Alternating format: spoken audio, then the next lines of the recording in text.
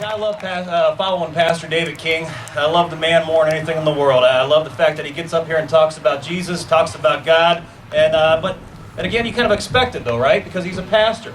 You know, he's a fisher of men. His job on earth here, God had a calling for him, was to go out and preach the gospel and bring as many people to the fold as he can, and he's doing a great job. You'll make a great Secretary of State. I have a calling, but I do a lot of praying. I always get on my knees when I need answers, because that's really where you'll find them at. You're not going to find them on the news. You're not going to find them from your friends. You're going to find them from God.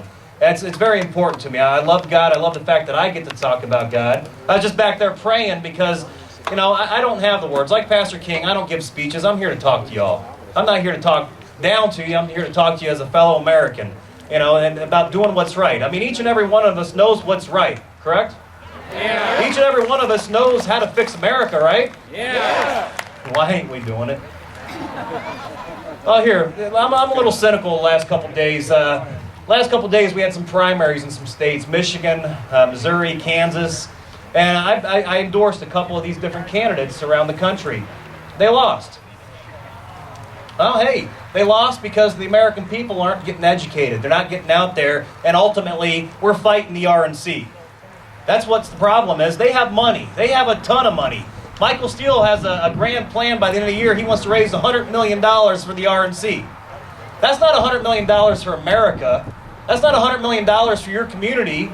That's $100 million to the RNC so they can get people back in there like Karl Rove, Newt Gingrich, Mike Huckabee, a bunch of moderates that really don't have any true appreciation of what this country is and what it's about. They're all about fulfilling the the Republican agenda. I am so sick and tired of the Republican agenda. Yeah, I'm just pretty upset these days right now because of the Republican Party. They're fighting against us. I mean, look at Dave Westlake here. I mean, this guy, integrity, honor, and he's fighting against the RNC. He's coming to the Tea Parties and getting his name known, but he doesn't have the money to actually go with the big boys. And so, unfortunately, come election, unless you guys show up and have done your homework and have decided who's going to best represent you, I mean, again, someone's going to lose that, unfortunately, it's going to be America that's going to lose. Not just you, but America in general. So, you know, I love tea parties. It's like kind of going to church.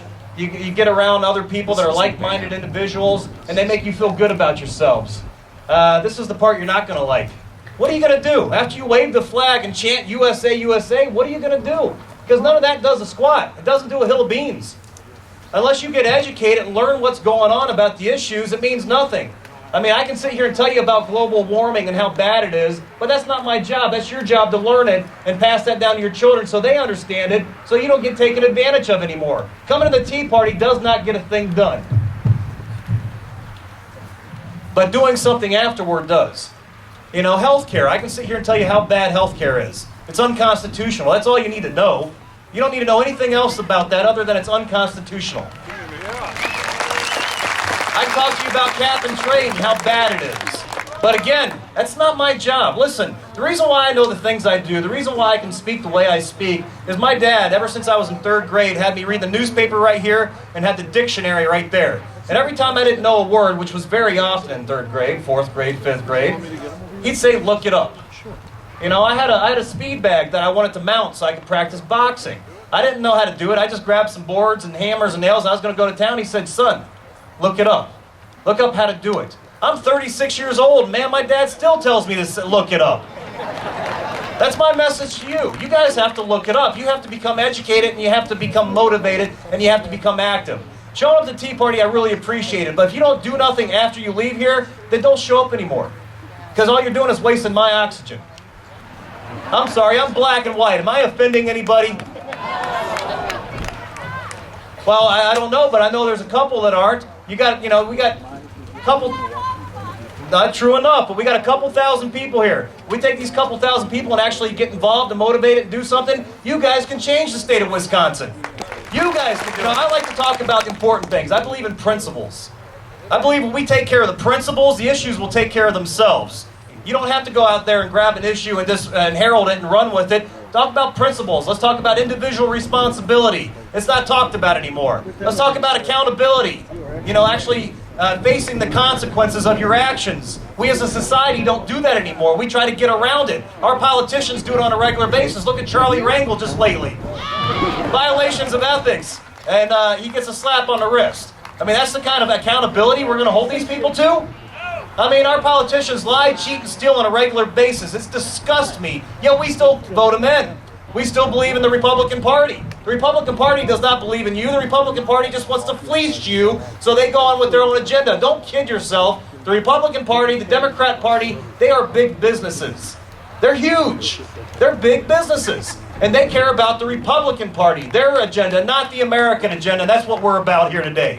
The America agenda. Individual responsibility. I know it's kind of hard because our politicians always pass the bucks. Our sports heroes always pass the bucks. You know, they always sit there and say things like, well, it's not my fault. My staff did it. Well, I didn't know that. I thought she was 19. You know, they're always saying something and passing the buck. We got to hold them accountable. That's what it comes down to. We didn't do it with Chris Dodd when he was embezzling money from Americans by letting IIG get their bonuses. We didn't hold him accountable. In fact, after he lied to us for 2 weeks, he said, yeah, I did it, so what? Because we don't hold them accountable. I'm sorry, I'm not here to make you feel good about yourselves. I'm here to put you in your place because I'm in the same place. We have made a mockery out of our founding fathers. We have made a mockery out of our military men and women who are dying right now today to uphold freedom and liberty. And, you know, it is our fault. Kind of like blaming a fox for getting in a chicken coop and eating the chickens. You know, that's what a fox is going to do. Politicians are going to screw you. That is their job. That's what they do.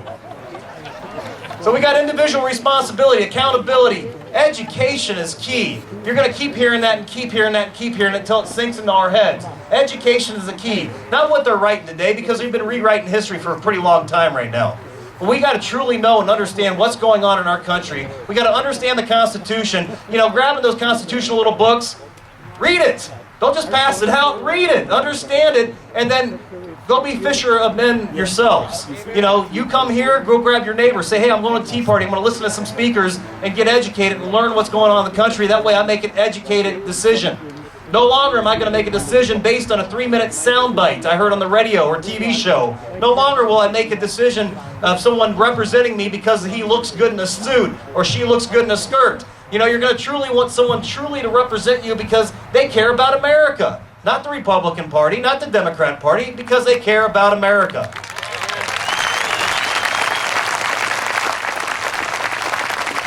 And the Constitution, that's an easy one. I mean, that's probably the easiest part of any talk that I give. And you guys can finish it for me. If it ain't broke, don't fix it. Bottom line, that's about it. Keep it simple, stupid. Don't get involved with all the politicians and how they try to make everything really hard and difficult. Thomas Jefferson said any man or woman should be able to walk off the street into Congress and understand the bill.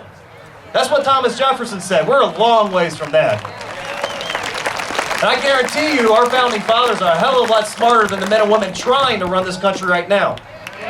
And when someone says, well, Joe, you're not an expert, and you're going to run across that too, so people are going to say, well, you're not an expert. All you got to do is say, well, look where the experts have gotten us. All we need is common housewives, common plumbers, carpenters, tradesmen, regular people to lead our country because they know what it's like. They know how it's out. You know, I spent 3 weeks in Washington last February. I've never seen a representative or a senator reach for his wallet. They don't know what things cost. They don't know how it is to work every day of their lives and have the government steal from them because they're part of the problem. And we're part of the problem because we choose not to be educated. We choose not to vote properly. We choose not to give our monies to the candidates that really need our help. It's our fault. Now, last and foremost, one of the things I really like talking about, though, is political correctness. Are you guys familiar with that term? It's called political castration in my book. People are afraid to speak their minds. I can't stand Irish American, African American, German American. You cannot have two loyalties. Either you're American or you're not. Demand from your representatives plain speech. I'm not running for anything right now, but if I do, I will let you know I can't stand abortion. I absolutely hate it. I don't like same-sex marriage. I own 5 guns that they know about, and it ain't enough. And I got a big black Dodge 4x4 truck that I drove from Ohio to here, and I left a carbon footprint all the way. I'm tired of the government shoving green down my throat. I'm sick and tired of the government saying they can create jobs because they can't. That's where the small businesses come into play. That's where the businesses or jobs are created. So you guys got to start working for yourselves. No longer the Republican Party, the Democrat Party. Work for yourselves and work for America. Thank you very much.